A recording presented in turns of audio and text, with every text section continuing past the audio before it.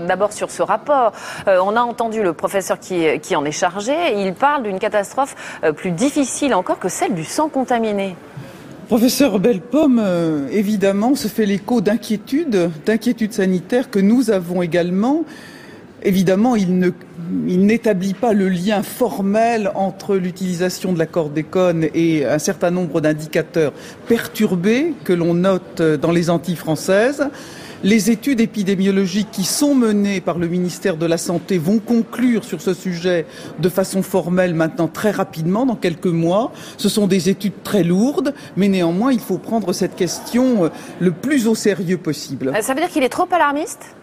Non. Pour l'instant, il n'a pas fait le lien scientifique. Le professeur Bellepomme pose des questions, il n'apporte pas de réponse formelle. Et les inquiétudes du docteur Bellepomme, que je partage, ont besoin d'être confirmées par des études scientifiques de haute qualité. Alors, on comprend, l'inquiétude va être grande dans les Antilles françaises. Quelles sont les mesures d'urgence que vous pouvez prendre ?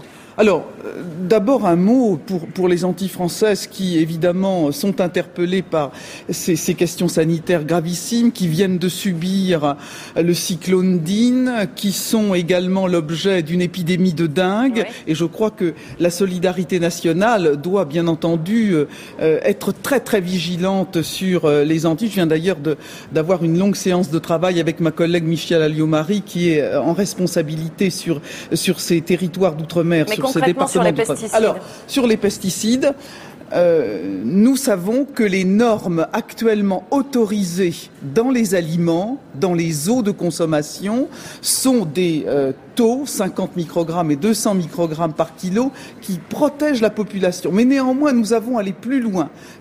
Nous voulons aller plus loin. C'est la raison pour laquelle, dans le règlement européen, les limites maximum de résidus, la France va transmettre un taux maximum encore plus bas. De 20 microgrammes par kilo ingéré. Donc ça veut dire qu'on passe de 50 à 20 et ça veut dire qu'on passe de 50 à 20 pour tous les fruits et légumes à partir de quand ? Absolument, pour tous les produits qui sont en vente.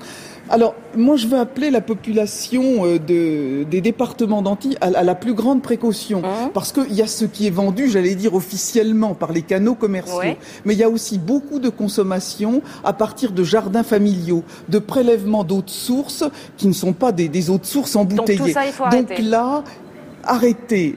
Mais peut-être pas, mais en tout cas être extrêmement prudent et ne pas en les consommer plus de 2 fois par semaine. D'accord. Donc ça, on vous comprend pour les précautions qui sont à prendre dans les Antilles. Est-ce que je vous ai bien comprise lorsque vous m'avez dit que les taux allaient passer de 20 microgrammes donc de pesticides dans 1 kilo d'aliments ou dans 1 litre d'eau pour tous les aliments partout en France ?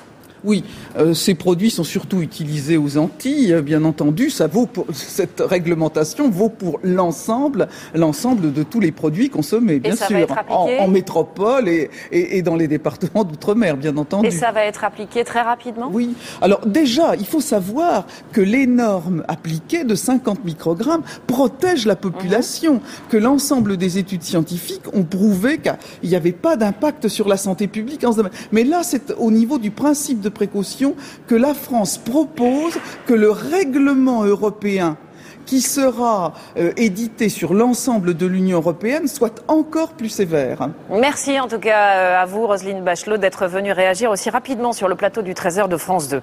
Cette fois, il ne s'agit plus de pesticides.